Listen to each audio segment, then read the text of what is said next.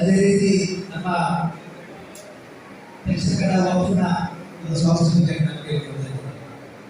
ಅದೇ ರೀತಿ ಅನೇಕ ಬಿಲ್ಡರ್ನವರು ನಮ್ಮೊಂದಿಗೆ ಸೇರಿಕೊಂಡಿದ್ದಾರೆ, ಅವರ ವೇದಿಕೆಗೆ ಬರಬೇಕು ಅಂತ ಕೇಳಿಕೊಂಡಿದ್ದಾರೆ. ಬಹಳಷ್ಟು Haj Committee Chairman, I am very happy to say, under leadership of Shri Narendra Modi ji, this year we can give good facilities, good service to all Hajis, Indian Embarkation Center and Saudi Arabia. The last week I visited Mecca and Medina for review meeting of the facilities. I can say very happily, I can say in Medina, our accommodation we decided inside the Markaziyya. Inside the Markaziyya means very near to Medina Masjid. And Mecca accommodation also, the process is going on. Our another Haj committee team is there. Here in Mangalore, there is a proposal for Haj house in near to Mangalore airport. Yes. As a Haj committee chairman, I assure you, with the support of Karnataka State Haj Committee, I will do best for Mangalore Haj house. ರಾಜ್ಯ ಅಲ್ಪಸಂಖ್ಯಾತ ಆಯೋಗದ ಮಾಜಿ ಅಧ್ಯಕ್ಷರು ಮತ್ತು ಹಜ್ ಸಮಿತಿಯ ಸದಸ್ಯರಾಗಿರುವಂತಹ ಜನಾಬ್ ಒಂದೆರಡು ಮಾತನ್ನ ಹೇಳಬೇಕಾಗಿ ये जो प्रोग्राम मुनक्किद किया गया है हज यात्रियों के लिए, हम इसमें कुछ बोलना नहीं चाहते। उसकी वजह ये है, उलमा बात करेंगे हज के अरकान बताने के लिए, हाजी को क्या करना है वहां पर, ये इम्पोर्टेंट बात है। हमारा बात करना या हमारा बोलना इम्पोर्टेंट नहीं है, लेकिन फिर भी आपसे ये बता दें कि शायद ही हज कमेटी यहाँ से जो बैंगलोर से 1996 में जो शुरू हुआ है, सबसे लेकर आज तक अगर आप कोई हज कमेटी उठाएंगे तो आप देख लें उसमें इतना बदलाव कभी भी नहीं हुआ था। ये पहली बार हो रहा है कि हज कमेटी के मेंबर्स मिलकर 8 जोन बनाकर 8 जोन में 4-4, 3-3 डिस्ट्रिक्ट को डालकर ये तरबियती कैंप, ओरिएंटेशन कैंप सारे कर्नाटक में हो रहा है। ये पहली बार हो रहा है। यहाँ पर कोई पॉलिटिकल इंटरफेरेंस या पॉलिटिकल इन्फ्लुएंस नहीं। दूसरी बात, खादिमुल हुज्जाज जो खादिम जो हाजियों के लिए जाते हैं, उसकी फंडिंग जो है स्टेट गवर्नमेंट की तरफ से एक खादिमुल हुज्जाज की 4 लाख स्टेट हज कमेटी से जाता है, 4 लाख सेंट्रल हज कमेटी से जाता है। तो वहां पर भी इन्होंने रिपीट कर दिया था, हर दफा जो खादिमुल हुज्जाज भेजते थे वही उन्हीं को भेजते थे। इस बार ये पहली बार हुआ है कि बिल्कुल ट्रांसपेरेंसी के साथ पहली बार जो जा रहे हैं उनको हमने चुना है। तो ये सारी चीजें, सारे तब्दीली हो रही है। इंशाल्लाह इसी सिलसिले में हम मैंगलोर आए हैं। मैंगलोर हमारे लिए कोई नया नहीं है। जिस वक्त हम अल्पसंख्यक के चेयरमैन थे उस वक्त काफी दफा मैंगलोर आए हैं, काफी काम किए हैं। तो इंशाल्लाह हम इतना ही बोलना चाहते हैं कि ये जो कार्यक्रम है ये हाजियों का है जो हज के लिए जा रहे हैं, अल्लाह के मेहमान हैं। ये हम उनसे यही गुजारिश कर सकते हैं कि वहां जाकर अल्लाह की बारगाह में आप सारे उम्मत के लिए, सारी इंसानियत के लिए, सारे हिंदुस्तान के लिए, कर्नाटक के लिए, मैंगलोर के लिए दुआएं करें, सबकी सेहतमंदी के लिए। इंशाल्लाह इन 2 बातों के साथ आपसे इजाजत चाहते हैं। वाखिर दावाना अल्हम्दुलिल्लाहि रब्बिल आलमीन। अस्सलामु अलैकुम व रहमतुल्लाहि व बरकातुहू। ಇದರ ಊಟದ ವ್ಯವಸ್ಥೆಯನ್ನು MLC ಅವರು ಇದಕ್ಕೆ ಎಲ್ಲ ತಯಾರಿಯನ್ನು ಅವರು ಮಾಡಿಕೊಟ್ಟಿದ್ದಾರೆ. ಅವರಿಗೆ ನಾನು ಪ್ರತ್ಯೇಕವಾಗಿ ಧನ್ಯವಾದ ಹೇಳುತ್ತಾ ಈ ನನ್ನ ಸ್ವಾಗತ ಭಾಷಣವನ್ನು ಕೊನೆಗೊಳಿಸ್ತಾ ಇದ್ದಾರೆ. ವಾಪರದವನ್ನು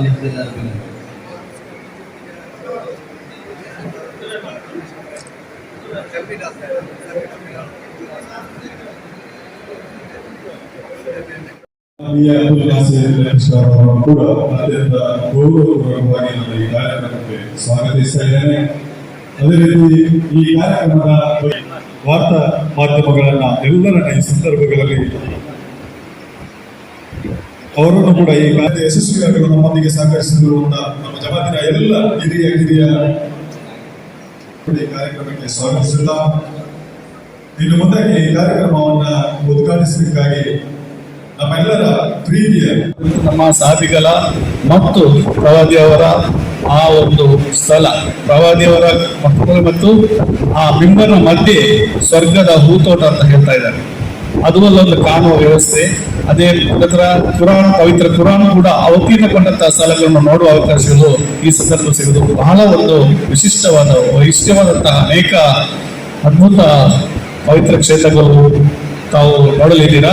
ತಮ್ಮ ಯಾತ್ರೆಗಳು ಸುಖಕರವಾಗಲಿ. ತಂದಿಲ್ಲ ತಾವೆಲ್ಲರೂ ಹೋಗಿ ಈ ಜಗತ್ತಿಗೂ ಮತ್ತು ಈ ದೇಶದ ಪ್ರತಿಯೊಬ್ಬ ನಮ್ಮ ನಾಗರಿಕತೆಗೂ ಇಲ್ಲಿನ ಪರಿಸ್ಥಿತಿಯಲ್ಲಿ ಆಗುವಂತಹ ಅನೇಕ ರೀತಿಯ ಸಮಸ್ಯೆಗಳು ನಾವು ಕಂಡಿದ್ರೆ ನಮ್ಮ ಧರ್ಮ ಕೂಡ ಬಹಳ ಒಂದು ಕಷ್ಟದಲ್ಲಿ ಬರುವಂತಹ ಪರಿಸ್ಥಿತಿ ಇವತ್ತು ನಾವು ಎದುರಿಸಿದೆ. ತಾವೆಲ್ಲರೂ ಹೋಗಿ ಪ್ರತಿಯೊಬ್ಬರಿಗೂ ಎಲ್ಲರಿಗೂ ಒಂದು ದುವಾ ಮಾಡಿಕೊಂಡು ಈ ದೇಶದಲ್ಲಿ, ಈ ರಾಜ್ಯದಲ್ಲಿ, ಇಲ್ಲಿ ನಡೆಯುವಂತಹ ದೇಶದಲ್ಲಿ ತಮ್ಮ ಕುಟುಂಬಗಳಿಗೂ ನನಗೂ ಎಲ್ಲರಿಗೂ ಪ್ರತಿಯೊಬ್ಬ ಭಾರತೀಯ ಪ್ರಜೆಗಳು ಕೂಡ ತಾವು ಪ್ರಾರ್ಥನೆ ಮಾಡಿ ಇಲ್ಲಿ ಒಂದು ಸೌಹಾರ್ದತೆ ಮತ್ತು ಒಂದು ಸಾಂಕೇತಿಕವಾದ ಒಂದು ವಾತಾವರಣವನ್ನು ನಿರ್ಮಿಸಿ ಎಲ್ಲರ ಜೊತೆಯಾಗಿ ಅಣ್ಣ ತಮಗೆ ಜೀವನವನ್ನು ನಡೆಸುವಂತಹ ಆ ಒಂದು ಯಶಸ್ಸನ್ನು ಅಲ್ಲಾಹ್ ತಾವು ದಯಪಾಲಿಸಬೇಕಂತ ಹೇಳಿ ನಮ್ಮನ್ನು ಕೇಳಿಕೊಂಡು ಈ ಒಂದು ಉತ್ತಮ ಕೈಯಲ್ಲಿ ಬಹಳಷ್ಟು ಜನ ಮಾತಾಡೋದ್ರಲ್ಲಿ ಈ ಪುಣ್ಯಕಾರಂಭದ ಈ ಒಂದು ಉದ್ಘಾಟನೆಗೆ ನನಗೆ ನಾನು ಒಳಗೊಂಡೆ ತಮಗೆಲ್ಲರೂ ಇನ್ನೊಮ್ಮೆ ಜನಗಣಿ ಆಗುತ್ತಾ ಹೇಳುತ್ತಾ ನನ್ನ 2 ಮಾತುಗಳು ಮುಗಿಸ್ತೇನೆ. ಅಲ್ಹಮ್ದುಲಿಲ್ಲಾಹಿ ರಬ್ಬಿಲ್ ಆಲಮೀನ್.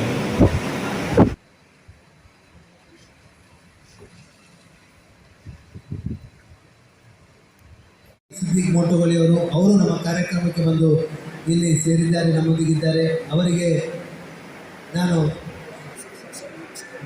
ಅದೇ ರೀತಿ ನಮ್ಮ ಹಿರಿಯರು ಮತ್ತು ನಮ್ಮ ಆತ್ಮೀಯರು ಆದಂಥ ರಶೀದಾಜಿಯವರು ನಮ್ಮ ಈ ಕಾರ್ಯಕ್ರಮಕ್ಕೆ ಬಂದು ನಮ್ಮೊಂದಿಗಿದ್ದಾರೆ.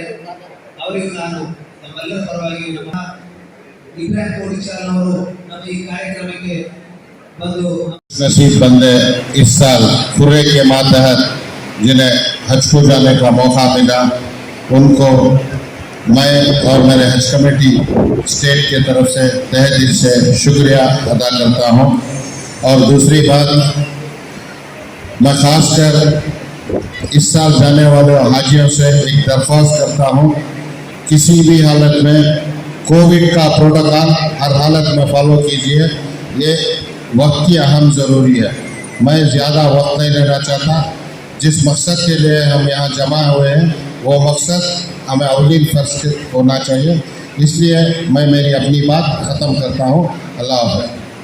आज ಇವತ್ತಿನ ದಿನ ಎಲ್ಲ ಮಂಗಳೂರು ಹೋಗಿರುವ ಹಜ್ ಅವರು ಯಾತ್ರೆ ಹೋಗುವವರಿಗೆ ನಮ್ಮ ಸ್ಟೇಟ್ ಹಜ್ ಕಮಿಟಿಯಿಂದ ಎಲ್ಲ ಗೌಫುದ್ದೀನ್ ಅವರು ಮತ್ತು ಎಲ್ಲರ ಕಡೆಯಿಂದ ನಾವು ಮುಬಾರಕ್ಬಾದ್ ನಿಮಗೆ ಪೇಶ್ ಮಾಡ್ತೀವಿ. ವೇದಿಕೆ ಮೇಲೆ ಕೂತಿರುವಂಥ BM ಫಾರೂಕ್ ಅವರೇ ಮತ್ತು ಸನ್ಮಾನ್ಯ ವಕ್ಫ್ ಅಧ್ಯಕ್ಷರಾದಂಥ ಸನ್ಮಾನ್ಯ ಶಾಫಿ ಸೈದ್ ಅವರೇ ಮತ್ತು ಮೊಯ್ದೀನ್ ಬಾಬಾ ಅವರೇ ಮತ್ತು ನಮ್ಮ ಎಲ್ಲ ಹಜ್ ಮೆಂಬರ್ ಅವರು ಮೊಯ್ನುದ್ದೀನ್ ಅವರು ಮತ್ತು ಅಶ್ರಫ್ ಖುರೇಶಿ ಅವರು ಮತ್ತು ವೇದಿಕೆ ಮೇಲೆ ಇರುವಂಥ ಎಲ್ಲ ಗಣ್ಯರಿಗೂ ನಾನು ಸುಭಾಷ ಮಾಡ್ತಾ ಇದ್ದೀನಿ, ನಮಸ್ಕಾರ ಮಾಡ್ತಾ ಇದ್ದೀನಿ. ಮತ್ತು ಇವತ್ತು ಮುಖ್ಯವಾಗಿ ಮಾತು ನಾನು ತಮ್ಮ ಮಂಗಳೂರವರಿಗೆ ಗಮನ ಕೊಡ್ತಾ ಇದ್ದೀನಿ. 2014 ನಮಗೆ ಹಜ್ ಭವನ್ ಕಟ್ಟಲಿಕ್ಕೆ ಮಂಗಳೂರಲ್ಲಿ ನಮಗೆ ಸ್ಯಾಂಕ್ಷನ್ ಮಾಡಿದ್ದಾರೆ, ಗ್ರ್ಯಾಂಡ್ ಸ್ಯಾಂಕ್ಷನ್ ಮಾಡಿದ್ದಾರೆ. ಕಳೆದ 7-8 ವರ್ಷದಿಂದ ಈ ಕಾರ್ಯಕ್ರಮ ಆಗಿಲ್ಲ. ಯಾಕೆ ಅಂತ ಹೇಳಿದ್ರೆ ಇಲ್ಲಿ ಒಂದು ಹಜ್ ಭವನ ಬರಬೇಕು ಅಂತ ನಮ್ಮೆಲ್ಲ ಹಜ್ ಕಮಿಟಿ ಸದಸ್ಯರು ಮತ್ತೆ ಅಧ್ಯಕ್ಷರು ಮತ್ತೆ ಎಲ್ಲರೂ ಸೇರಿ ನಾವು ಇದು ಒಂದು ದೊಡ್ಡ ಪ್ರಯತ್ನ ನಾವು ಮಾಡ್ತಾ ಇದ್ದೀವಿ. ಈಗಲೇ ನಾವು ಜಾಗನೂ ನೋಡಿದ್ದೀವಿ. ತಮ್ಮೆಲ್ಲ ಸಹಕಾರ ಬೇಕಾಗಿದೆ. ಇಲ್ಲಿ ಒಂದು ಒಳ್ಳೆ ಬೆಂಗಳೂರಲ್ಲಿ ಒಳ್ಳೆ ರೀತಿಯಾಗಿ ಹಜ್ ಭವನ ಕಟ್ಟಬೇಕಂತ ನಾವು ಯಾವ ಥರ ತೀರ್ಮಾನ ಮಾಡಿದ್ದೋ ಆ ಥರ ಇಲ್ಲೂ ಬರಬೇಕಂತ ನಾವು ಒಂದು ದೊಡ್ಡ ಇಚ್ಛೆ ಇಟ್ಕೊಂಡಿದ್ದೀವಿ. ತಮ್ಮೆಲ್ಲ ಸಹಕಾರ ಮತ್ತೆ ಇಲ್ಲಿರೋ ಲೀಡರ್ಸ್ಗಳು BL ಫಾರೂಕ್ ಅವರು ಮತ್ತೆ ಎಲ್ಲ ಮೊಯ್ಲಿನ್ ಬಾಬು ಅವರು ಎಲ್ಲ ಸೇರಿ ಒಟ್ಟಾಗಿ ಸೇರಿ ನಮಗೆ ಸಾಥ್ ಕೊಡಬೇಕು. ಇನ್ಶಾಲ್ಲ ಈ ವರ್ಷ ಒಳಗಡೆ ನಾವು ಫೌಂಡೇಶನ್ ಇಡಬೇಕಂತ ನಾವು ತೀರ್ಮಾನ ಮಾಡಿದ್ದೀವಿ. ಇದು ತಮ್ಮೆಲ್ಲ ಸಹಕಾರದಿಂದ ಆಗುತ್ತೆ. ಮತ್ತೆ ಈಗ ನಾವು ಟೋಟಲ್ ಆಗಿ ಮುಂಚೆ ಇಲ್ಲಿಂದ ಹೋಗ್ತಾ ಇದ್ದಿದ್ದು 500-600 ಹಾಜಿಗಳು ಇಲ್ಲಿಂದ ಹೋಗ್ತಾ ಇದ್ದು. ಇಲ್ಲಿಂದ ಈ ಏರ್ಪೋರ್ಟ್ ಇಂದ ಹೋಗ್ತಾ ಇದ್ದು. ಈ ಕೋವಿಡ್ ವಜೆಯಿಂದ ಇಲ್ಲಿಂದ ನಾವು ಬಹಳ ಕಮ್ಮಿ ಸಂಖ್ಯೆಯಿಂದ ಹಜ್ ಯಾತ್ರಿಗಳು ಹೋಗ್ತಾ ಇದ್ದಾರೆ. ಹಾಗಾಗಿ 265 ಹಾಜಿಗಳು ಇಲ್ಲಿಂದ ಬೆಂಗಳೂರು ಬರಬೇಕಾಗುತ್ತೆ. ನಾವೆಲ್ಲರೂ ತಮಗೆಲ್ಲರಿಗೂ ಸುವಾಸಕ ಮಾಡಿ ಇಲ್ಲಿ ಒಳ್ಳೆ ರೀತಿಯಿಂದ ನಾವು ಕಳಿಸ್ಬೇಕಂತ ನಾವೆಲ್ಲ ಒಂಥರ ಉತ್ಸಾಹದಿಂದ ಇದ್ದೀವಿ. ತಾವು ನಮಗೆ ಯಾವುದೇ ಒಂದು ಕಷ್ಟ ಕಾರಣ ಇದ್ದಂಗೆ ನಾವೆಲ್ಲರೂ ತಮಗೆ ಎಲ್ಲ ಜೊತೆಯಲ್ಲಿ ನಿಂತು ಎಲ್ಲರಿಗೂ ನಾವು ಹಂಚಿಕೆ ನಾವು ಕಳಿಸುವಂಥ ಜವಾಬ್ದಾರಿ ನಾವು ತಗೊಂಡಿದ್ದೀವಿ. ಹಾಗಾಗಿ ನೀವು ಬಂದ ಮೇಲೆ ಅಲ್ಲಿ ಅಕಾಮಿಡೇಷನ್ಸು ಮತ್ತು ಎಲ್ಲ ಅನುಕೂಲಗಳು ನಿಮಗೆ ಸಿಗುತ್ತೆ. ಯಾವುದೇ ಥರ ಯಾವುದೋ ಒಂದು ಕೊರತೆ ಇರಲ್ಲ. ಇದು ನಮ್ಮ ಹಜ್ ಕಮಿಟಿ, ನಮ್ಮ BL ಫಾರೂಕ್ ಅವರು ಇದ್ದಾರೆ, ಮತ್ತು ನಮ್ಮ ರಘುಪತಿ ಕಚೇರಿಯವರು ಇದ್ದಾರೆ. ಮಿಕ್ಕಿದ್ದು ಎಲ್ಲರೂ ಸೇರಿ ನಾವೆಲ್ಲ ನಿಮಗೆ ಒಳ್ಳೆ ರೀತಿಯಿಂದ ಹಜ್ ಕಳಿಸ್ಬೇಕಂತ ಮಾಡಿದ್ವಿ. ಕಳೆದ 2 ವರ್ಷದಿಂದ ನಮಗೆ ಅಲ್ಲಾಹ್ ತಾಲ ಭಾಳ ನಮಗೆ ರೆಹಮ್ ಮಾಡಿಲ್ಲ. ಈ ಸಲ ನಮಗೆ ರೆಹಮ್ ಮಾಡಿದ್ದಾರೆ. ಖಂಡಿತ ತಾವೆಲ್ಲ ಹಜ್ಗೆ ಹೋಗ್ತೀರಾ. ನಮ್ಮ ದೇಶಕ್ಕೆ, ನಮ್ಮ ರಾಜ್ಯಕ್ಕೆ ಮತ್ತು ಎಲ್ಲರಿಗೂ ನೀವು ದುಆ ಮಾಡಬೇಕಾಗುತ್ತೆ. ಬರೋ ವರ್ಷಗಳಿಂದ ಎಷ್ಟು ಜನ ಹಜ್ಗೆ ಹೋಗಿಲ್ಲ, ಯಾರ್ಯಾರು ಅಪ್ಲಿಕೇಶನ್ ಕೊಟ್ಟಿದ್ದಾರೆ, ಇನ್ಶಾಲ್ಲ ಅವರೆಲ್ಲ ಆಗುತ್ತೆ. ತಾವು ಸಬರಾಗಿರಬೇಕು. ಇನ್ಶಾಲ್ಲ ನಾವೆಲ್ಲರೂ ಮತ್ತೆ ನಮಗೊಂದು ಅವಕಾಶ ಸಿಗುತ್ತೆ ನಮ್ಗೆ ಸೇವೆ ಮಾಡಲಿಕ್ಕೆ. ನಾವೆಲ್ಲ ಸೇರಿ ಒಟ್ಟಿಗಾಗಿ ಈ ಸಲ ಮಂಗಳೂರಲ್ಲಿ ಒಂದು ಒಳ್ಳೆ ಹಜ್ ಭವನ ಕಟ್ಟಬೇಕಂತ ನಾವೆಲ್ಲರೂ ಡಿಸೈಡ್ ಮಾಡಿದ್ದೀವಿ. ತಮಗೆ ಮಂಗಳೂರರ ಸಹಕಾರ ಬೇಕೇ ಬೇಕು. ಇಲ್ಲಿ ಸ್ವಲ್ಪ ಹಾಗೆ ಹೀಗೆ ನಡೆಯುತ್ತೆ. ನಮ್ಮಲ್ಲಿ ಜಾಸ್ತಿ ಕೋಪ ಇದೆ. ತಕ್ಷಣ ನಮಗೆ ಕೋಪ ಬಂದ್ಬಿಡುತ್ತೆ. ಯಾರನ್ನ ಏನನ್ನ ಹೇಳಿದ್ರೆ ನಮ್ಗೆ ಎಲ್ಲ ಕಾಲ ಏನು ಹೇಳಿದ್ದಾರೆ, ಸಬರಲ್ಲಿ ಇರಬೇಕು ಅಂತ ಹೇಳಿದ್ದಾರೆ. ಸಬರ್ ಮಾಡಿದ್ರೆ ಬೇಕಾದಷ್ಟು ಅನುಕೂಲ ಸಿಗುತ್ತೆ. ಈಗ ನಾವು ಬಹಳ ಸೆನ್ಸಿಟಿವಿಟಿಯಿಂದ ನಡೀತಾ ಇದ್ದೀವಿ. ನಮ್ಮೆಲ್ಲರಿಗೂ ಬಹಳ ಒಂದು ದುಃಖದ ಸಂಗತಿ ಇದೆ. ಈಗ ನಾವು ಬಹಳ ಸಬರಿಂದ ಹೋಗ್ಬೇಕಾಗುತ್ತೆ. ನಾವೆಲ್ಲರೂ ಸೇರಿ ಈ ಕಾರ್ಯಕ್ರಮಕ್ಕೆ ಬಂದಿದ್ದೀರಾ. ಮಂಗಳೂರವ್ರಿಗೆಲ್ಲರಿಗೂ ನಮ್ಮ ಹಜ್ ಯಾತ್ರೆಯವರಿಗೆ ನಮ್ಮ ರಾಜ್ಯದಿಂದ ಮುಬಾರಕ್ಬಾದ್ ಹೇಳ್ತಾ ನಾನು 2 ಮಾತು ಮಾಡಲಿಕ್ಕೆ ಎಲ್ಲರಿಗೂ ಎಲ್ಲರಿಗೂ ನಾನು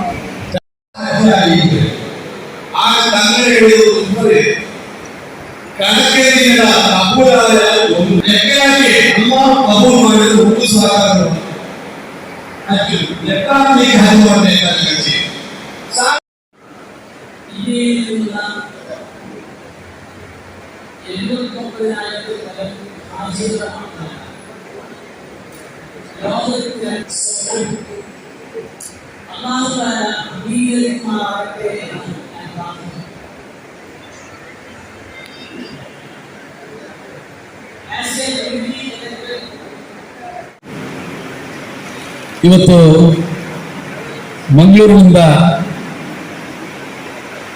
2 ವರ್ಷಗಳ ಕೊರೋನಾದ ನಿಮಿತ್ತ ಹಜ್ ಕಾರ್ಯಕ್ರಮ ಇಡೀ ವಿಶ್ವದಲ್ಲಿ ಇತರ ದೇಶದವರು ಹೋಗದಂತಹ ಸಂದರ್ಭದಲ್ಲಿ ಅಲ್ಲಾಹಿನ ಅನುಗ್ರಹದಿಂದ ಈ ವರ್ಷ ಪುನಃ ಪ್ರಾರಂಭವಾಗಿ ದಕ್ಷಿಣ ಕನ್ನಡ ಜಿಲ್ಲೆ ಕೊಡಗು ಮತ್ತು ಉಡುಪಿಯ ಕಾರವಾರದ 266 ಹಜ್ಗಳು ಇವತ್ತು ಹಜ್ ಯಾತ್ರೆಗೆ ಅಲ್ಲಾಹಿನ ಅನುಗ್ರಹದಿಂದ ಅವರಿಗೆ ಈ ಅವಕಾಶ ಸಿಕ್ಕಿರುವಂತಹ ಸಂದರ್ಭದಲ್ಲಿ ಇಂತಹ ಕಾರ್ಯಕ್ರಮವು ಬಹುಶಃ ಇಲ್ಲಿ ಹಜ್ ಎಂಬಾರ್ಕ್ಮೆಂಟ್ ಇದ್ರೂ ಹಜ್ಜಾಜ್ಗಳು ಕಡಿಮೆ ಇರುವಂತಹ ಸಂದರ್ಭ ಅಂತ ಹೇಳಿ ಬೆಂಗಳೂರಿನಿಂದ ಆ ಹಜ್ಜಾಜ್ಗಳನ್ನು ಅವರ ವಿಮಾನದ ವ್ಯವಸ್ಥೆ ಮಾಡುವಂತಹ ಸಂದರ್ಭಕ್ಕಾಗಿ ಈ ಒಂದು ಪ್ರದೇಶದಲ್ಲಿ ಅವರಿಗೆ ಬೀಳ್ಕೊಡುವಂತಹ ಒಂದು ಪ್ರಮುಖ ಸಮಾರಂಭ. ಅದೇ ತರ ಹಜ್ಜಾಜ್ಗಳಿಗೆ ಇವತ್ತು ಟ್ರೈನಿಂಗ್ ಕೊಡುವಂತಹ ಒಂದು ಕ್ಯಾಂಪಿನ ಮಾತ್ರ ಜವಾಬ್ದಾರಿಯನ್ನು ತೆಗೆದುಕೊಂಡು ಇವತ್ತು ಈ ಕಾರ್ಯಕ್ರಮಕ್ಕೆ ಯಶಸ್ವಿಯಾಗಿ ಅಲ್ಲಾಹಿನ ಅನುಗ್ರಹದಿಂದ ಯಾವ ರೀತಿಯಲ್ಲಿ ಬೇರೆ ಕಡೆ ಎಲ್ಲ ಇರ್ತಿತ್ತು, ಆದರೆ ಇವತ್ತು ಈ ಬೈಕಂಪಾಡಿ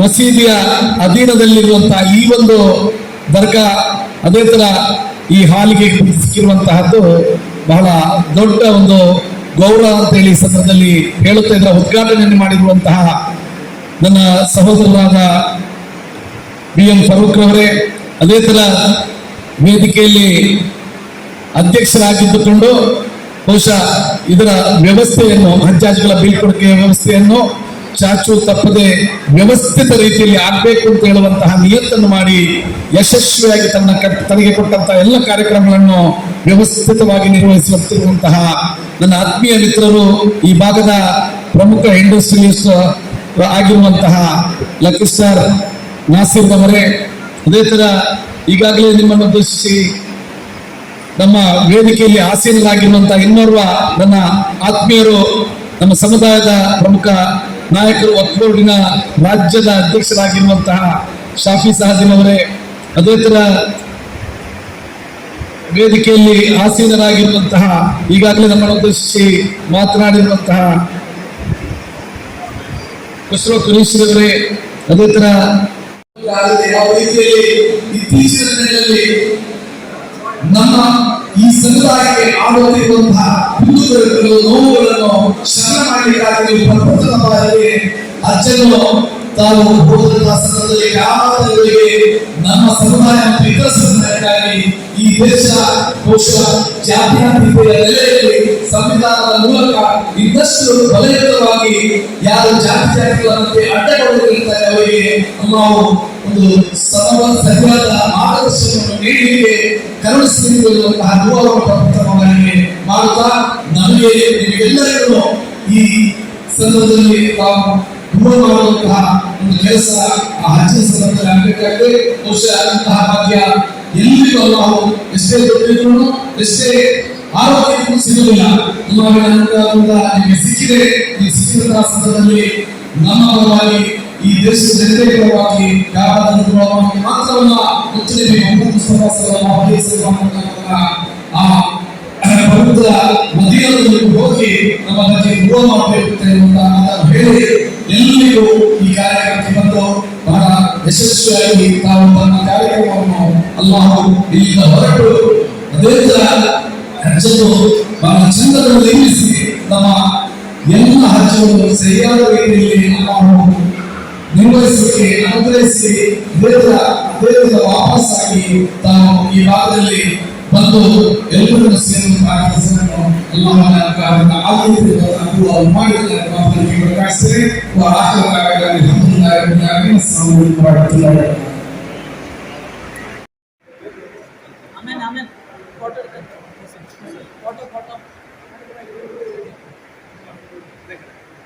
ಎಲ್ಲರೂ ಮಾತಾಡ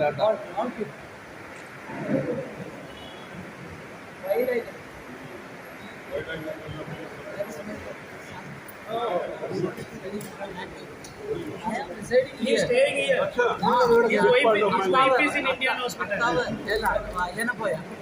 She's administrator. Last 7 years I am residing. ಮಾಡುತ್ತದೆ.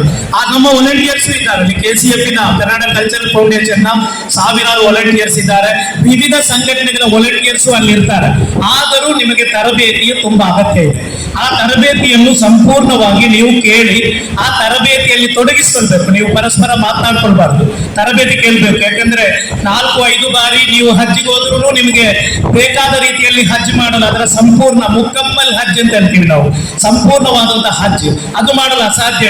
ಈ ಹಜ್ ಬಗ್ಗೆ ಬರೆದಂತಹ ಒಂದು ಗ್ರಂಥ ಬರೆದಂತಹ ಒಬ್ಬ ದೊಡ್ಡ ವಿದ್ವಾಂಸ ಹಜ್ಜಿಗೆ ಹೋದಾಗ ಅಲ್ಲಿ ಏನೋ ಒಂದು ಸ್ವಲ್ಪ ಎಡವಟ್ಟಾಯಿತು. ಹಜ್ ಬಗ್ಗೆನೇ ಅವರು ಗ್ರಂಥ ಬರೆದಿದ್ದಾರೆ, ದೊಡ್ಡ ವಿದ್ವಾಂಸ ಅವರು ಹಜ್ಜಿಗೆ ಹೋದಾಗ ಸ್ವಲ್ಪ ಅವರಿಗೆ ಎಡವಟ್ಟಾಯಿತು.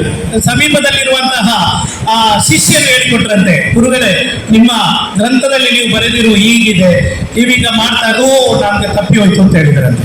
ಅಂದ್ರೆ ಈ ಹಜ್ ಅಂತ ಹೇಳಿದ್ರೆ ಅಷ್ಟು ಇಬಾದತುಗಳು, ಅದೇ ರೀತಿಯಲ್ಲಿ ಅದರ ಫುರೂಜುಗಳು, ಅದೇ ರೀತಿಯಲ್ಲಿ ಶುರೂತುಗಳು ತುಂಬಾ ಜಾಸ್ತಿ ಇದೆ. ಆದ್ರಿಂದ ನಾವು ಹೋಗುವಂತ ಹಲವಾರು ಖರ್ಚು ವೆಚ್ಚಗಳನ್ನು ಮಾಡಿ ಹಲವಾರು ಸಮಸ್ಯೆಗಳನ್ನು ಎದುರಿಸಿ ನಾವು ಹೋಗ್ತೀವಿ ಹಜ್ಜಿಗೆ. ಆ ಹಜ್ ಕಬೂಲ್ ಆಗ್ಬೇಕು. ಹಜ್ಜತ ಮಬ್ರೂರ ಅಂತ ರಸೂಲುಲ್ಲಾಹಿ ಸಲ್ಲಲ್ಲಾಹು ಅಲೈಹಿ ವಸಲ್ಲಂ ಹೇಳ್ತಾರೆ. ಆದ್ರಿಂದ ಹಜ್ ಮಕ್ಬೂಲ್ ಆಗ್ಬೇಕಾದ್ರೆ ನಮ್ಗದೊಂದು ಸಾಧಾರಣ ಯಾತ್ರೆ ಅಲ್ಲ ಅದು. ಆ ಯಾತ್ರೆ ಅಲ್ ಹಜ್ಜು ಅಶ್ಹುರು ಮಾಲೂಮಾ ومن فرض فيهن الحج فلا رفث ولا فسوق ولا جدال في الحج وما تفعلوا من خير يعلمه الله وتزودوا فإن خير الزاد التقوى. ಪವಿತ್ರ ಕುರಾನ್ನಲ್ಲಿ ಅಲ್ಲಾಹನು ಹೇಳುತ್ತಾನೆ, ಅಲ್ ಹಜ್ಜು ಅಶ್ಹುರು ಮಾಲೂಮಾತ್. ಕೆಲವು ಆಯ್ದ ದಿವಸಗಳಲ್ಲಿ ಹಜ್ಜಿನ ಕಾರ್ಯಕ್ರಮಗಳು, ಅದೇ ರೀತಿಯಲ್ಲಿ ಹಜ್ಜಿನ ಫುರೂಸ್ ಶರ್ತುಗಳು ನಡೆಯುತ್ತದೆ. ಕೆಲವೇ ದಿನಗಳು ಹಜ್ಜಿಗಿರೋದು. ನೀವು ಹೋಗುವಂತ 40 ದಿನಗಳು ಹಜ್ ಆಗಲ್ಲ. ಹಜ್ಜಿರುವುದು ಹುಲ್ಹಿಜ್ಜ 6ರಿಂದ 10ರ ತನಕ ಹಜ್ಜಿನ ಕೆಲವು ಸಮಯಗಳಿವೆ. ನಂತರದ ಸಮಯಗಳು ಇವೆ, ಮಿನಾ, ಮುಜ್ದಲಿಫಾ, ಅದೇ ರೀತಿಯಲ್ಲಿ ಅರಫಾ, ಇಂಥ ಕೆಲವು ದಿನಗಳಿವೆ. ಆದ್ದರಿಂದ ಪವಿತ್ರ ಕುರಾನ್ನಲ್ಲಿ ಅಲ್ಲಾಹನು ಹೇಳುತ್ತಾನೆ, ಫಮನ್ ಫರಲ ಫೀಹಿನ್ನಲ್ ಹಜ್ಜ. ನೀವು ಹಜ್ಜಿಗೆ ಹೋದ್ರೆ ಏನ್ ಮಾಡಬೇಕು ಅಂತ ಒಂದು ಸಿಂಪಲ್ ಒಂದು ತತ್ವವನ್ನು ಅಲ್ಲಾಹ್ ನಿಮಗೆ ಹೇಳ್ಕೊಡ್ತಾನೆ. ಫಲ ರಫಸ, ನೀವಲ್ಲಿ ಯಾವುದೇ ಗದ್ದಲಕ್ಕೆ ನೀವು ಹೋಗ್ಬಾರ್ದು. ವಲ ಫುಸೂಕ, ಯಾರನ್ನು ನೀವು ಹೀಗೆಳೆಯುವಾಗ ಬೈಯುವಂತಹ ಸಂದರ್ಭ ಬಂದರೂ ನೀವು ಬೈಬಾರದು. ಯಾರಿಗೂ ಯಾವುದೇ ಸಮಸ್ಯೆ ಸೃಷ್ಟಿ ಮಾಡಬಾರದು. ವಲ ಜಿದಾಲ ಫಿಲ್ ಹಜ್, ಹಜ್ಜಲ್ಲಿ ನೀವು ಪರಸ್ಪರ, ಇದು ಪವಿತ್ರ ಕುರಾನ್ನಲ್ಲಿ ಅಲ್ಲಾಹನು ಹೇಳುತ್ತಾನೆ, ವಲ ಜಿದಾಲ ಫಿಲ್ ಹಜ್, ಹಜ್ಜಲ್ಲಿ ನೀವು ಹೋಗಿ ಪರಸ್ಪರ ಅಲ್ಲಿ ಸಂಘರ್ಷ ಅಂತ ಹೇಳಿದ್ರೆ ಚಿಕ್ಕ ಸಮಸ್ಯೆ ನೀವು ಮಾಡಬಾರ್ದು. ಪವಿತ್ರ ಕುರಾನ್ ಆದೇಶ. ಆವಾಗ ನೀವು ಆಲೋಚನೆ ಮಾಡುವ, ಹಜ್ಜಿಗೆ ಹೋದವರು ಅಂತ ಸಮಸ್ಯೆ ಮಾಡ್ತಾರ ಅಂತ. ನೀವು ಹಜ್ಜಿಗೆ ಹೋದ ನಂತರ ನಿಮ್ಗೆ ಗೊತ್ತಾಗ್ತದೆ, ಅಲ್ಲಿ ಗದ್ದಲ ಏರ್ಪಡುವಂತ ಸಂದರ್ಭ ಬರ್ತದೆ. ಅಲ್ಲಿ ತವಾಫಿಗೆ ನೀವು ಹೋಗಿ ಹಜರುಲ್ ಅಸ್ವದನ್ನು ಚುಂಬಿಸಬೇಕು, ಹಜರುಲ್ ಅಸ್ವದ್ಗೆ ಮುತ್ತು ನೀಡಬೇಕು ಎಂಬ ಆಸೆ ಎಲ್ರಿಗೂ ಇರುತ್ತೆ. ಅಲ್ಲಿ ಗದ್ದಲ ಏರ್ಪಡ್ತದೆ. ಆಫ್ರಿಕಾದವರು ದೊಡ್ಡ ಹೈಟ್ ಇರ್ತಾರೆ, ಅವರು 7-8 ಹೈಟ್ ಇರ್ತಾರೆ, ಅವರ ಅಡಿ ಎತ್ತರ ಇರ್ತಾರೆ. ಅಲ್ಲಿ ಹೋಗಿ ನಿಮ್ಮನ್ನು ಕೈಯಲ್ಲೇ ಹೀಗೆ ಮಾಡಿದ್ರೆ ನೀವೆಲ್ಲ ಒಂದು ಕಡೆಗೆ ಸರಿಯುವಂತ ಒಂದು ವಾತಾವರಣ. ಭಾರತೀಯರು, ನಮ್ಮ ಇಂಡೋನೇಷಿಯಾ ಮತ್ತು ಮಲೇಷಿಯಾದವರಂತೂ ಚಿಕ್ಕ ನಮ್ಗಿಂತಲೂ ಅವರು 4-5 ಫೀಟ್ ಇರೋದು, ಅವರಂತೂ ಸೈಡ್ಗೆ ಹೋಗ್ಬೇಕು. ಅಂತ ಒಂದು ವಾತಾವರಣ ಎಲ್ಲ ಬರುತ್ತೆ. ಆವಾಗ ನೀವು ಯಾವತ್ತೂ ಅವರ ವಿರುದ್ಧ ಒಂದು ಅಕ್ಷರ ಮಾತನಾಡಬಾರದು. ಅದೇ ರೀತಿಯಲ್ಲಿ ನೀವು ಅರಫಾ ಮೈದಾನಕ್ಕೆ ಹೋಗ್ತೀರಾ, ಎಲ್ಲ ಇಬ್ರಾಹಿಂ ಅಲೈಹಿಸ್ಸಲಾತು ವಸ್ಸಲಾಂ ರವರು ಅದೇ ಜಾಗದಲ್ಲಿ ಹೋಗಿ ಆ ಪರ್ವತದಲ್ಲೇ ಕೂತ್ಕೊಳ್ಬೇಕು ಅಂತ ಎಲ್ರಿಗೂ ಆಗ್ರಹ ಇರುತ್ತೆ, ಆಸೆ ಇರುತ್ತೆ. ಅಲ್ಲಿ ಹೋಗ್ಲಿಕ್ಕೆ ಅವಕಾಶ ಇರಲ್ಲ, ನಿಮ್ಮನ್ನು ದೂಡುವಂತ ಸಂದರ್ಭ ಬರ್ತದೆ. ಅದೇ ರೀತಿಯಲ್ಲಿ ನಿಮ್ಗೆ ಮುಜ್ದಲಿಫಾ ಮತ್ತು ಇನ್ನಿತರ ಮಿನಾದಲ್ಲಿ 2-3 ದಿವಸ ಇರುವಾಗ, ಕಲ್ಲೆಸೆಯುವಾಗ ಗದ್ದಲಗಳು ಏರ್ಪಡ್ತದೆ. ಅಲ್ಲಿ ಒಂದು ದೊಡ್ಡ ಜನಸಂದಣಿಯೇ, ಲಕ್ಷಾಂತರ ಜನರು ಒಟ್ಟು ಸೇರುವಂತಹ ಜಾಗ. ಅಲ್ಲಿ ಯಾರಿಗೂ ನಿಮ್ಮಿಂದ ತೊಂದರೆಯಾಗಬಾರದು. ಹಜ್ಜು ನಿಮ್ಗೆ ಪರಿಪೂರ್ಣ ಆಗ್ಬೇಕಾದ್ರೆ, ಮುಕಮ್ಮಲ್ ಆಗ್ಬೇಕಾದ್ರೆ ಎಂತಹ ಪರಿಸ್ಥಿತಿ ಬಂದರೂ, ಎಷ್ಟ ಕಷ್ಟ ಬಂದರೂ ನೀವು ಅದನ್ನು ಸಹಿಸಿಕೊಳ್ಳಬೇಕು. ಪವಿತ್ರ ಕುರಾನಲ್ಲಿ ಅಲ್ಲಾಹ್ ಹೇಳುತ್ತಾನೆ. ಆ ಸಿಂಪಲ್ ಒಂದು ಇದು ನಿಮ್ಮ ಸಿದ್ಧಾಂತ ನಿಮ್ಮ ಮನಸ್ಸಿನಲ್ಲಿ ಎಲ್ಲರೂ ಇಟ್ಕೊಳ್ಳಿ. ನಮ್ಮ ಹಜ್ ಮುಕಮ್ಮಲ್ ಆಗ್ತದೆ ಎಂತ ಸಂದರ್ಭ ಬಂದರು. ಮತ್ತೆ ಮದೀನಾಕ್ಕೆ ಹೋದಾಗ ಅಲ್ಲಿ ಏನು ಅಂತ ವಾತಾವರಣ ಇರುವುದಿಲ್ಲ. ಹಜ್ಜಿನ ಸಂದರ್ಭದಲ್ಲಿ ನಿಮಗೆ ಇಂಥ ವಾತಾವರಣ 100% ಬರ್ತದೆ. ಆದ್ರಿಂದ ಅದನ್ನು ಸಹಿಸಿಕೊಳ್ಳುವಂತಹ ಪ್ರಯತ್ನ ನಮ್ಮೆಲ್ಲ ಅಕ್ಕ ತಂಗಿಯಂದಿರು, ಅದೇ ರೀತಿಯಲ್ಲಿ ನೀವೆಲ್ಲರೂ ಮಾಡಿದರೆ ನಿಮ್ಮ ಹಜ್ ಸಂಪೂರ್ಣವಾಗ್ತದೆ. ಅಲ್ಲಾಹನು ಪರಿಪೂರ್ಣವಾದಂತಹ ಹಜ್ ಮಾಡಲು ಅಲ್ಲಾಹು ನಮಗೆಲ್ಲರಿಗೂ ತೌಫೀಕಿ ನೀಡಲಿ ಎಂದು ಪ್ರಾರ್ಥಿಸುತ್ತಾ, ಇನ್ಶಾ ಅಲ್ಲಾ ನಮ್ಮೆಲ್ಲ ನಾಯಕರು ಇದ್ದಾರೆ. ಈಗ ನಾವು ಬೈಕಂಪಾಡಿಯ ಒಂದು ಪ್ರದೇಶದಲ್ಲಿ ನಮ್ಮ ಜಿಲ್ಲಾ ಸಲಹಾ ಸಮಿತಿ ಅಧ್ಯಕ್ಷರಾದಂತಹ ನಾಸಿರ್ ಅವರು ಮತ್ತು ಸಂಗಡಿಗರು ಕಾರ್ಯಕ್ರಮವನ್ನು ಆಯೋಜನೆ ಮಾಡಿದ್ದಾರೆ. ಮುಂದಿನ ನಮ್ಮ ಹಜ್ ತರಬೇತಿ ಕೇಂದ್ರ ಎಲ್ಲವೂ ನಮ್ಮ ಹಜ್ ಭವನದಲ್ಲಿ ಆಗಬೇಕು. ಇನ್ಶಾ ಅಲ್ಲಾ ನಮ್ಮ ಹಜ್ ಸಮಿತಿ ಸದಸ್ಯರು, ರಾಜ್ಯ ವಿಧಾನ ಪರಿಷತ್ ಸದಸ್ಯರು ಆದಂತಹ ಬಿ ಎಂ ಫಾರೂಕ್ ಅವರಿದ್ದಾರೆ. ನಿರಂತರವಾಗಿ ನಾವು ಹಜ್ ಸಮಿತಿಯ ಸದಸ್ಯರುಗಳೊಂದಿಗೆ ಚರ್ಚೆ ಮಾಡಿದ್ದೀವಿ. ಆಕ್ಟಿವ್ ಆದಂತಹ ಸದಸ್ಯರಿದ್ದಾರೆ. ಇದು ಆಲಂಕಾರಿಕ ಪ್ರಯೋಗ ಅಲ್ಲ. ನಾನು ಇಷ್ಟ ತನಕ ಹಜ್ ಸಮಿತಿಯ ನಾನು ಒಬ್ಬ ಸದಸ್ಯನೇ ಹಜ್ ಸಮಿತಿಯಲ್ಲಿ. ಇಷ್ಟ ತನಕ ಒಂದು ಮೀಟಿಂಗ್ಗೆ ನಾನು ಹೋಗಿಲ್ಲ. ನಾನು ರಾಜ್ಯ ಹಜ್ ಸಮಿತಿಯ ಸದಸ್ಯನಾಗಿ ಇಷ್ಟ ತನಕ ಒಂದು ಮೀಟಿಂಗ್ ಹೋಗ್ಲಿಕ್ಕೆ ಆಗಿಲ್ಲ. ಈ 3-4 ಮಂದಿ ಖುಸ್ರೋ ಸಾಬ್ರು, ಮೊಯಿನ್ ಅವರು, ಚಾಂದ್ ಪಾಷಾ ಇವರು ನಿರಂತರ ಹಜ್ ಸೇವೆಯಲ್ಲಿ ನಿರತರಾಗಿದ್ದಾರೆ. ಅವ್ರು ಯಾವಾಗ ಕೇಳಿದ್ರು ಬೆಳಿಗ್ಗೆಯಿಂದ ಸಾಯಂಕಾಲ ತನಕ ಹಜ್ ಭವನದಲ್ಲಿ ಇರ್ತಾರೆ. ಸಿಟಿಯಿಂದ 1 ಗಂಟೆ ಬೇಕು, 1.5 ತಾಸು ಬೇಕು ನಮ್ಗೆ ಹಜ್ ಭವನಕ್ಕೆ ಹೋಗ್ಬೇಕಾದ್ರೆ. ನಾವು ಒಗ್ಬೋರ್ಡ್ ಆಫೀಸ್ ಇರೋದು ನಗರದ ಹೃದಯ ಪ್ರದೇಶದಲ್ಲಿದೆ, ಹೃದಯ ಭಾಗದಲ್ಲಿದೆ. ಹಜ್ ಭವನ ಇರೋದು ಹೊರವಲಯದಲ್ಲಿ ಏರ್ಪೋರ್ಟ್ ಹೋಗುವಂತಹ ಒಂದು ದಾರಿಯಲ್ಲಿದೆ. 1.5 ತಾಸು ಬೇಕು. ನಿರಂತರ ಎಲ್ಲಾ ದಿವಸವೂ ಇವರಲ್ಲಿ ಹಜ್ ಭವನದಲ್ಲಿ ಇರ್ತಾರೆ. ಅದರೊಟ್ಟಿಗೆ ಹುಬ್ಳಿಯಲ್ಲಿ, ಶಿವಮೊಗ್ಗದಲ್ಲಿ, ಮೈಸೂರು, ಬ್ಯಾಂಗ್ಳೂರು, ಹೈದರಾಬಾದ್, ಕರ್ನಾಟಕದಲ್ಲಿ ಯಾವ ರೀತಿಯಲ್ಲಿ ತರಬೇತಿ ಅವರಿಗೆ ಕೊಡಬೇಕು ಎಂಬ ನಿಟ್ಟಿನಲ್ಲಿ ನಿರಂತರವಾಗಿ ಸೇವೆ ಮಾಡುತ್ತಿರುವಂತಹ ಖುಸ್ರೂ ಸಾಹೇಬ್ರು, ನಮ್ಗೆ ಗೊತ್ತಿದೆ. ಖುಸ್ರೂ ಸಾಹೇಬ್ರ ಬಗ್ಗೆ ಎಲ್ರಿಗೂ ಗೊತ್ತಿದೆ. ಅವರು ಮೈನಾರಿಟಿ ಕಮಿಷನ್ ಚೇರ್ಮನ್ ಆಗಿದ್ದಾಗ ನಮ್ಮ ದಕ್ಷಿಣ ಕನ್ನಡ ಜಿಲ್ಲೆ ಹಲವಾರು ಸಮಸ್ಯೆಗಳಿಗೆ ಪರಿಹಾರ ನೀಡಿದಂತಹ ಓರ್ವ ಆಯೋಗದ ಅಧ್ಯಕ್ಷರು. ಅಷ್ಟೇ ತನಕ ನಮಗೆ ಈ ಆಯೋಗದ ಅಧ್ಯಕ್ಷತೆ ಏನು ಅಂತ ಒಂದು ಗೊಂದಲ ಇತ್ತು. ಅವರು ಒಂದು DC ಅನ್ನು ಕರೆಸಿ, ಅದೇ ರೀತಿಯಲ್ಲಿ ಒಂದು ಜಿಲ್ಲಾಡಳಿತವನ್ನು ಕರೆಸಿ ಬೇಕಾದಂತಹ ಸಮಸ್ಯೆಗಳಿಗೆ ಪರಿಹಾರ ನೀಡಿದಂತಹ ಒಬ್ಬ ವ್ಯಕ್ತಿ. ಅದರೊಟ್ಟಿಗೆ ನಮ್ಮ ಸ್ನೇಹಿತರಾದಂತಹ ಮೊಯಿನ್, ಚಾಂದ್ ಪಾಷಾ ಅವರು ನಮ್ಮ ಹನೀಫ್ ನಿಜಾಮಿ ಅವರೊಂದಿಗೆ ಸೇರಿ ಈ ಕಾರ್ಯಕ್ರಮವನ್ನು ತುಂಬಾ ಅಚ್ಚುಕಟ್ಟಾಗಿ ಮಾಡಿದ್ದಾರೆ. ಅವರೆಲ್ಲರ ಸಹಾಯದೊಂದಿಗೆ ಇನ್ಶಾ ಅಲ್ಲಾ ಮುಂದಿನ ಹಜ್ ತರಬೇತಿ ನಾವು ಹಜ್ ಭವನದಲ್ಲೇ ಮಾಡಬೇಕು. ಅಲ್ಲಾಹು ತೌಫೀಕಿ ನೀಡಲಿ. ಈಗಾಗಲೇ 10 ಕೋಟಿ ರೂಪಾಯಿ ಸರ್ಕಾರದಿಂದ ಬಂದು ವರ್ಷಗಳೇ ಕಳೆದಿವೆ. ಸೂಕ್ತವಾದಂತಹ ಜಾಗ ಸಿಕ್ಕಿಲ್ಲ. ಈಗ ಜಾಗ 1-1.5 ತಿಂಗಳಲ್ಲಿ ಅದನ್ನು ನಾನು ಸರಿ ಮಾಡಿ ಕೊಡುತ್ತೇನೆ ಎಂದು ನಮ್ಮ MLC B M Farooq Haji ಅವರು ಹೇಳಿದ್ದಾರೆ. ಇನ್ಶಾ ಅಲ್ಲಾ ಆದಷ್ಟು ಬೇಗ ಅದಕ್ಕೆ ಶಿಲಾನ್ಯಾಸ ಕಾರ್ಯಕ್ರಮ ಮಾಡುವಂತ ಪ್ರಯತ್ನದಲ್ಲಿ ನಾವೆಲ್ಲರೂ ಇದ್ದೇವೆ. ಅದರೊಟ್ಟಿಗೆ ನಾನೀಗ ಬರುವಾಗ ಮಂಗಳೂರಲ್ಲಿ ಹಲವಾರು ಮಾಧ್ಯಮ ಸ್ನೇಹಿತರು, ನಮ್ಮ ಸ್ನೇಹಿತರೆಲ್ಲ ಲೌಡ್ ಸ್ಪೀಕರ್ ಬಗ್ಗೆ ಮಾತನಾಡಿದ್ದಾರೆ. ಅಜಾನ್, ಬೆಳಗಿನ ಜಾವದ ಅಜಾನ್ ಬಗ್ಗೆ ಕೇಳಿದ್ದಾರೆ. ಇನ್ಶಾ ಅಲ್ಲಾ ಅಜಾನ್ ಬಗ್ಗೆ ಎಲ್ಲೂ ಸುಪ್ರೀಂ ಕೋರ್ಟಿನ ಜಡ್ಜ್ಮೆಂಟ್ ಆಗಿರಲಿ ಅಥವಾ ಸರ್ಕಾರದ ಆದೇಶದಲ್ಲಿ ಎಲ್ಲೂ ಅಜಾನ್ ಬಗ್ಗೆ ಯಾವುದೇ ವಿಧವಾದಂತಹ ಪರಾಮರ್ಶೆ ಇಲ್ಲ. ಇನ್ನು 10 ಗಂಟೆಯಿಂದ 6 ಗಂಟೆ ತನಕ ಲೌಡ್ ಸ್ಪೀಕರ್ ಯೂಸ್ ಮಾಡಬಾರದು ಎಂದು ಸುಪ್ರೀಂ ಕೋರ್ಟಿನ 2005ರ ಜಡ್ಜ್ಮೆಂಟ್ ಅಲ್ಲಿದೆ. ಆ ಜಡ್ಜ್ಮೆಂಟ್ಗೆ ನಮ್ಮ ಬೆಳಗಿನ ಫಜರ್ ಅಜಾನ್ ಅದಕ್ಕೆ ಏನು ಮಾಡುವುದು ಎಂಬ ಚರ್ಚೆ ಈಗಾಗಲೇ ನಾವು ಉಲಮಾಗಳಿಗೆ ಬಿಟ್ಟುಕೊಟ್ಟಿದ್ದೇವೆ. ಆ ನಿಟ್ಟಿನಲ್ಲಿ ನಮ್ಮ ಕರ್ನಾಟಕ ರಾಜ್ಯ ವಕ್ಫ್ ಮಂಡಳಿ 2017ರಲ್ಲಿ ಒಂದು ಸರ್ಕ್ಯುಲರ್ ಈಗಾಗಲೇ ಕಳಿಸಿಕೊಟ್ಟಾಗಿದೆ. ಆ ಸರ್ಕ್ಯುಲರ್ ಇನ್ಶಾ ಅಲ್ಲಾ ನಮ್ಮ ಜಿಲ್ಲಾಧ್ಯಕ್ಷರು ಇಲ್ಲಿನ ಪತ್ರ ಮಾಧ್ಯಮಗಳಿಗೆ ಅವರು ಇವತ್ತು ನಾಳೆನೆ ಅದನ್ನು ನಿಮಗೆ ಕೊಡಲಿದ್ದಾರೆ. ಆ ಒಂದು ಸರ್ಕ್ಯುಲರ್ ಅಲ್ಲದೆ ಬೇರೆ ಯಾವುದೇ ಸರ್ಕ್ಯುಲರ್ ನಮ್ಮ ಕರ್ನಾಟಕ ರಾಜ್ಯ ವಕ್ಫ್ ಮಂಡಳಿ ಇಷ್ಟ ತನಕ ಕಳುಹಿಸುವುದೂ ಇಲ್ಲ. ಯಾಕಂದ್ರೆ ಅದು ಸಂಪೂರ್ಣವಾಗಿ ಶರೀಯತ್ತಿನ ವಿಚಾರ. ಅಜಾನ್ ಲೌಡ್ ಸ್ಪೀಕರ್ ಅಲ್ಲಿ ಬೇಕೋ ಬೇಡವೇ ಅದು ತೀರ್ಮಾನ ಮಾಡಬೇಕಾಗಿದ್ದು ಉಲಮಾಗಳು. ಈಗಾಗಲೇ ಬೆಂಗಳೂರಿನ ಉಲಮಾಗಳು ಒಂದು ತೀರ್ಮಾನ ತಗೊಂಡಿದ್ದಾರೆ, ಬೆಂಗಳೂರಿನ ಕೆಲವು ಉಲಮಾಗಳು. ಅದೇ ರೀತಿಯಲ್ಲಿ ಹೈದರಾಬಾದ್, ಕರ್ನಾಟಕದ ಉಲಮಾಗಳು ಫೋನ್ ಮಾಡಿದ್ದಾರೆ. ಅವರಿಗೂ ಹೇಳಿದ್ದೀನಿ ಉಲಮಾಗಳು ತೀರ್ಮಾನ ಮಾಡಿ. ನಮ್ಮ ದಕ್ಷಿಣ ಕನ್ನಡ ಜಿಲ್ಲೆಯ 2 ನಾಯಕರು, 2 ನಮ್ಮ ಸಮಸ್ತದ ನಾಯಕರು ಈ ವೇದಿಕೆಯಲ್ಲಿದ್ದಾರೆ. ಎಲ್ಲರೂ ಸೇರಿ ಇನ್ಶಾ ಅಲ್ಲಾ ಅದಕ್ಕೊಂದು ತೀರ್ಮಾನ ಮಾಡುತ್ತಾರೆ. ಅದು ಉಲಮಾಗಳ ಸಂಪೂರ್ಣ ಅಧಿಕಾರ, ಶರೀಯತ್ ಅದು ಒಗ್ಬೋರ್ಡ್ ಹೇಳುವಂಗಿಲ್ಲ, ಹಜ್ ಕಮಿಟಿನೂ ಹೇಳುವಂಗಿಲ್ಲ, ಸರ್ಕಾರ ಹೇಳೋಕ್ಕಾಗುವುದಿಲ್ಲ. ಆದ್ರಿಂದ ಅವರು ಹೇಳಿದ್ದನ್ನು ನಾವು ಒಗ್ಬೋರ್ಡ್ ಮೂಲಕ ಅದನ್ನು ಸರ್ಕಾರದ ಗಮನಕ್ಕೆ ತರುತ್ತೇನೆ ಎಂದು ಹೇಳುತ್ತಾ ಈ ಕಾರ್ಯಕ್ರಮವನ್ನು ಹಮ್ಮಿಕೊಂಡಂತಹ ನಮ್ಮ ನಾಸಿರ್ ಲಕ್ಕಿಷ್ಟ ಜಿಲ್ಲಾ ನಮ್ಮ ಸಲಹಾ ಸಮಿತಿ ಅಧ್ಯಕ್ಷರು ಜಮಾಲ್ ಇದ್ದಾರೆ, ಉಪಾಧ್ಯಕ್ಷರಿದ್ದಾರೆ. ಅದೇ ರೀತಿಯಲ್ಲಿ ನಮ್ಮ ಸೈದುದ್ದೀನ್ ಇದ್ದಾರೆ ಉಪಾಧ್ಯಕ್ಷ, ಮತ್ತೊಬ್ಬರು ನಮ್ಮ ಹೂವಿನ ಉಪಾಧ್ಯಕ್ಷರು ಫಕೀರಪ್ಪ ಅವರಿದ್ದಾರೆ.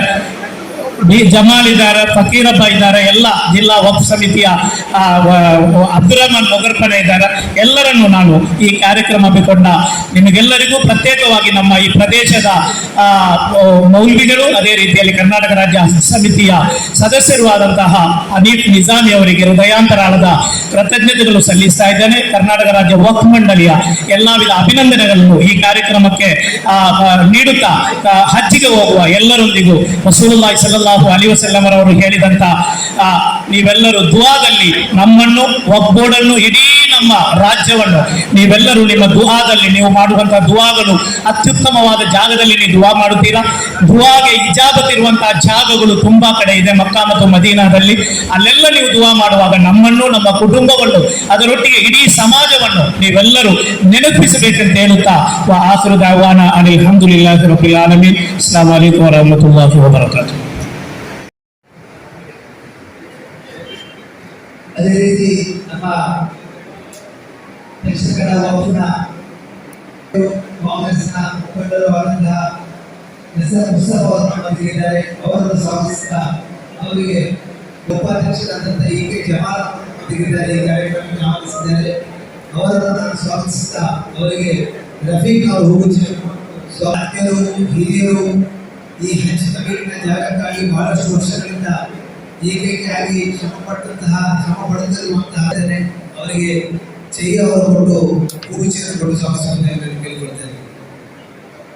ಅದೇ ರೀತಿ ನಮ್ಮೊಂದಿಗೆ ನಮ್ಮ ಕಾರ್ಯಕ್ರಮಕ್ಕೆ ಆಹ್ವಾನಿಸಿದ್ದಾರೆ, ಅವರನ್ನು ಸ್ವಾಗತಿಸುತ್ತಾರೆ. ಹಾಗೆ ಇಕ್ಬಾಲ್ ಅವರು ಹೂಗುಚ್ಚಿಯನ್ನು ಕೊಟ್ಟು ಸ್ವಾಗತಿಸಬೇಕು.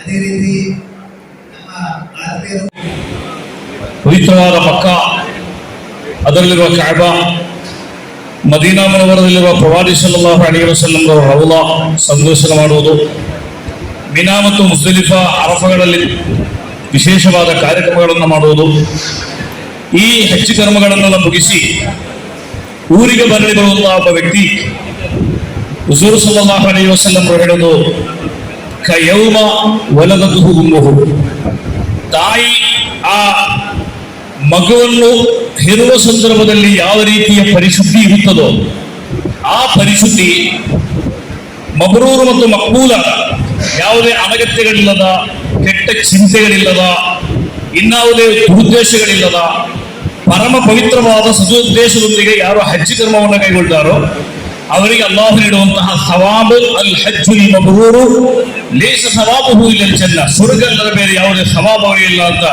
ರಸೂಲ್ ಸಲ್ಲಲ್ಲಾಹು ಅಲೈಹಿ ವಸಲ್ಲಂ ಹೇಳಿದ್ದಾರೆ. ಆದ್ದರಿಂದ ನೀವು ಹಜ್ಜಿಗೆ ಹೋಗ್ತಾ ಇದ್ದೀರಿ, ಗರಿಷ್ಠ ಮಟ್ಟದಲ್ಲಿ ತರಬೇತಿಯನ್ನು ಪಡೆಯಬೇಕು. ಇಲ್ಲಿಂದ 10 ನಿಮಿಷ ತರಬೇತಿಯಿಂದ ಯಾವುದೇ ದೊಡ್ಡ ಮಟ್ಟದ ಪ್ರಯೋಜನ ಇಲ್ಲ. ಮುಂದಿನ ದಿನಗಳಲ್ಲೂ ಕೂಡ ಸಾಧ್ಯವಾದಷ್ಟು ತರಬೇತಿಗಳು ಪಡೆದು ಹಜ್ಜಿನ 40 ದಿನಗಳಲ್ಲಿ 1 ನಿಮಿಷ ಕೂಡ ವೇಸ್ಟ್ ಆಗದಾಗಿ ಕಾಪಾಡಿಕೊಳ್ಬೇಕು. ಗರಿಷ್ಠ ಮಟ್ಟದಲ್ಲಿ ಇಬಾದತ್ಗಳನ್ನು ಮಾಡಿ ಆತ್ಮ ಮತ್ತು ಮನಸ್ಸನ್ನು ಶುದ್ಧೀಕರಣ ಮಾಡಬೇಕು. ಪವಿತ್ರವಾದ ಕಾಬಾ ಶರೀಫನ್ನು ನೋಡುವ ಸಂದರ್ಭದಲ್ಲಿ ನೀವು ಮಾಡುವ ದುಆಕ್ಕೆ ಇಜಾಬತ್ ಇದೆ. ಮಸ್ಜಿದುಲ್ ಹರಾಮ್ಗೆ ಪ್ರವೇಶ ಮಾಡಿ ಕಾಬಾದತ್ತ ನಡೆದು ಹೋಗುತ್ತಾ ಕಾಬಾದ ಕಪ್ಪು ಬಣ್ಣದ ಕಿಲ್ಲ ನೋಡುವಂತಹ ಸಂದರ್ಭ, ಅಲ್ಲೇ ನಿಂತುಕೊಂಡು ಮಾಡುವ ದುಆ ಅಲ್ಲಾಹು ತಆಲಾ ಇಜಾಬತ್ ಕೊಡುವಂತಹ ದುಆ ಅಂತ ರಸೂಲ್ ಸಲ್ಲಲ್ಲಾಹು ಅಲೈಹಿ ವಸಲ್ಲಂ ಹೇಳಿದ್ದಾರೆ. ಆ ದುಆ ಮಾಡುವ ಸಂದರ್ಭದಲ್ಲಿ ನೀವು ಮಾಡಬೇಕಾದ ದುಆ, ಅಲ್ಲಾಹನೇ ಈ ಹಜ್ಜಿನ ಸಂದರ್ಭದಲ್ಲಿ ಮಕ್ಕ ಮತ್ತು ಮದೀನಾದ ಯಾವುದೆಲ್ಲ ಪವಿತ್ರವಾದ ಜಾಗಗಳಲ್ಲಿ ನಾವು ಪ್ರಾರ್ಥನೆಗಳನ್ನ ಮಾಡ್ತೇನೋ ಎಲ್ಲ ಪ್ರಾರ್ಥನೆಗಳನ್ನು ನೀವು ಕಬೂಲ್ ಮಾಡಬೇಕು ಎನ್ನುವ ಒಂದು ಜನರಲ್ ದುಆ ನೀವಲ್ಲಿ ಮಾಡಿದರೆ ಆ ದುಆ ಅಲ್ಲಾಹ್ ಕಬೂಲ್ ಮಾಡಿಯೇ ಮಾಡ್ತಾರೆ ಅಂತ ರಸೂಲ್ ಸಲ್ಲಲ್ಲಾಹು ಅಲೈಹಿ ವಸಲ್ಲಂ ಹೇಳಿದ್ದಾರೆ. ಸುದೀರ್ಘವಾಗಿ ನಾನು ಈ ಸಂದರ್ಭದಲ್ಲಿ ಮಾತಾಡುವುದಿಲ್ಲ, ಮರೆಯಬೇಡಿ. ಇಲ್ಲಿ ಎಲ್ಲರಿಗೂ ಬೇಕಾಗಿರೋದು ಮಳೆ, ಬೆಳೆ, ಬಾಳು. ಈ 3 ಕೂಡ ನಮಗೆಲ್ಲರಿಗೂ ಕೂಡ ಒಳ್ಳೆಯ ರೀತಿಯಲ್ಲಿ ನಮ್ಮ ಮಕ್ಕಳಿಗೆ ಶಿಕ್ಷಣ, ಉದ್ಯೋಗ, ನೆಮ್ಮದಿ ಎಲ್ಲರಿಗೂ ಸಿಗಲಿ ಅನ್ನುವಂತಹ ಒಂದು ಪ್ರಾರ್ಥನೆ ನೀವಲ್ಲಿ ಮಾಡಬೇಕೆನ್ನುವುದೇ ನಮ್ಮೆಲ್ಲರ ಕೋರಿಕೆಯಾಗಿದೆ. ಮತ್ತೆ ವಿಶೇಷವಾಗಿ ನಮ್ಮ BM ಫಾರೂಕ್ ಸರ್ ಅವರು ತುಂಬಾ ಚುಟುಕಾಗಿ ಹಜ್ಜಿನ ಹಿನ್ನೆಲೆಯನ್ನು ನಿಮ್ಮ ಮುಂದಿಟ್ಟಿದ್ದಾರೆ. ಸಾಬಿ ಸದಿಯವರು ಮತ್ತು ಎಲ್ಲ ಮಾತನಾಡಿದವರು ಕೂಡ ಉತ್ತಮವಾಗಿ ಮಾತನಾಡಿದ್ದಾರೆ. ಅಲ್ಲಾಹನು ಇದು ಜಾಲಲ್ ಬೈದ ಮಹಾಬಲ್ ಕನ್ನಿನಸ್ ಮತ್ತೆ ಹೋಗಬೇಕೆನಿಸುವಂತಹ ಆ ಒಂದು ಜಾಗ ಅದು. ಆದ್ದರಿಂದ ಇನ್ನೇನು ನಮ್ಮ ಹಿರಿಯರು ನಾಯಕರು ಹಜ್ ಭವನದ ವಿಚಾರದಲ್ಲಿಯೂ ಕೂಡ ಮುಂದಡಿ ಇಟ್ಟಿದ್ದಾರೆ. ಒಂದೇ ಒಂದು ಮಾತು ನನಗೆ ಹೇಳಲಿಕ್ಕಿರುವುದು, ಕಳೆದ 2 ವರ್ಷಗಳಲ್ಲಿ ನಮಗೆ ಸಾಧ್ಯವಾಗಲಿಲ್ಲ.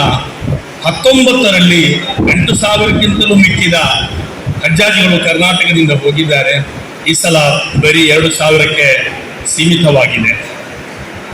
ಅಲ್ಲಾಹನ ಕುರ್ಆನ್ನಲ್ಲಿ ಫತಜವ್ವದು, ನೀವು ಸಿದ್ಧತೆಗಳನ್ನು ಮಾಡಿಕೊಳ್ಳಿ ಅಂತ ಹೇಳ್ತಾನೆ. ಆ ಸಿದ್ಧತೆಗಳಲ್ಲಿ ಇವಾಗ ಎಲ್ಲ ಸಿದ್ಧತೆ ನಮ್ಮಲ್ಲಿ ಇದೆ. ನಮ್ಮ ಈ ವೇದಿಕೆಯಲ್ಲಿ 60 ವರ್ಷಗಳಿಂದ ಹಜ್ಜಾಜಿಗಳ ಸೇವೆ ಮಾಡಿದಂತ ಒಬ್ಬರಿದ್ದಾರೆ, ಅಹಮದ್ ಬಾವಾ. ಅವರು ಒಂದು ವಿಷಯ ಹೇಳಿದರು, ಇವಾಗ ನಮ್ಮ ಲಗೇಜ್ಗಳಲ್ಲಿ ನಾವು ಏನೆಲ್ಲ ತುಂಬಿಕೊಳ್ತೇವೆ, ಆದರೆ ಅಂದಿನ ಜನ ಒಂದು ದೇಹ ಕಡಲಿನಲ್ಲಿ ಮುಳುಗಬೇಕಾದರೆ ಎಷ್ಟು ಭಾರವಿರುವ ಕಲ್ಲು ಬೇಕು, ಆ ಕಲ್ಲನ್ನು ಕೂಡ ಲಗೇಜಿನಲ್ಲಿ ಇಡ್ತಾ ಇದ್ರು ಅಂತ. ಯಾಕೆ? ದಾರಿ ಮಧ್ಯದಲ್ಲಿ ತೀರ್ಕೊಂಡ್ರೆ ಈ ಮೈಯಿತನ್ನ ಕಡಲಿನಲ್ಲಿ ಹೂಳುವುದಕ್ಕೋಸ್ಕರ ಒಂದು ಕಲ್ಲನ್ನು ಜೊತೆಗೆ ಇರಿಸುತ್ತಿದ್ದರು. ಇದಾಗಿತ್ತು ಹಿಂದಿನ ಕಾಲದ ಆ ಒಂದು ಯಾತ್ರೆ. ಫತಜವ್ವದು, ಆ ನೆನಪು ನಾವು ಯಾವತ್ತೂ ಇಟ್ಕೊಳ್ಬೇಕು.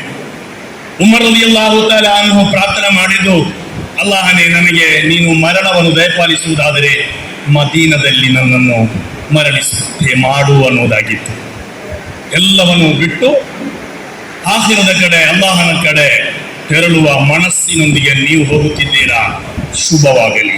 ಶುಭ ಹಾರೈಕೆಯೊಂದಿಗೆ ನಿಮ್ಮ ಎಲ್ಲ ಕಾರ್ಯಗಳು ಯಶಸ್ವಿಯಾಗಿ ಸಂಪೂರ್ಣವಾಗಿ ಅಲ್ಲಾಹನು ಸ್ವೀಕರಿಸುವ ರೀತಿಯಲ್ಲಿ ಆಗಲಿ ಎನ್ನುವ ದುವಾದೊಂದಿಗೆ, ನಮ್ಮೆಲ್ಲರನ್ನು ಮರೆಯಬಾರದು ಅನ್ನುವ ಕೋರಿಕೆಯೊಂದಿಗೆ ನಾನು ಮುಗಿಸುತ್ತೇನೆ.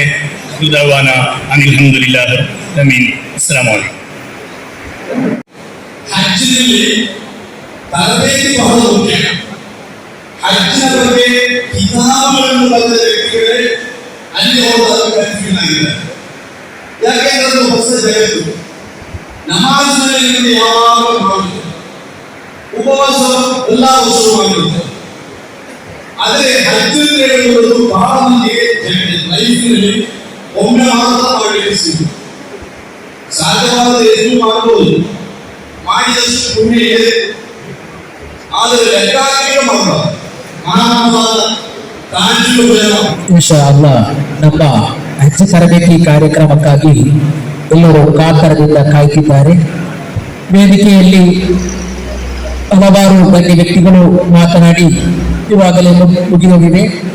ಇನ್ನು ಇನ್ಶಾ ಅಲ್ಲಾಹ್ ನಮ್ಮ ಸಿದ್ದಿಕ್ ಮೊಂಟಗೋಲಿ ಅವರ ಅರ್ಥವತ್ತಾದ ಹಜ್ ಯಾವ ತರ ನಿರ್ವಹಿಸಬೇಕು ಎಂಬ ವಿಷಯದಲ್ಲಿ ವಿಷಯ ಮಂಡನೆ ಮಾಡಲಿದ್ದಾರೆ. ಅದಕ್ಕಾಗಿ ಸಮಯ ಅವಕಾಶ ಕಡಿಮೆ ಇದ್ದರಿಂದ ಹೆಚ್ಚಾಗಿ ಮಾತನಾಡದೆ ಎಲ್ಲ ವಿಧ ಆಶಂಸೆಗಳನ್ನ ಸಮರ್ಪಿಸುತ್ತಾ ನನ್ನ ಮಾತಿಗೆ ವಿರಾಮ ಆಗುತ್ತಿದ್ದೇನೆ. ವಾಖಿರು ದಾವಾನಾ ಅಲ್ಹಮ್ದುಲಿಲ್ಲಾಹಿ ರಬ್ಬಿಲ್ ಆಲಮೀನ್. ಅಸ್ಸಲಾಮು ಅಲೈಕುಂ.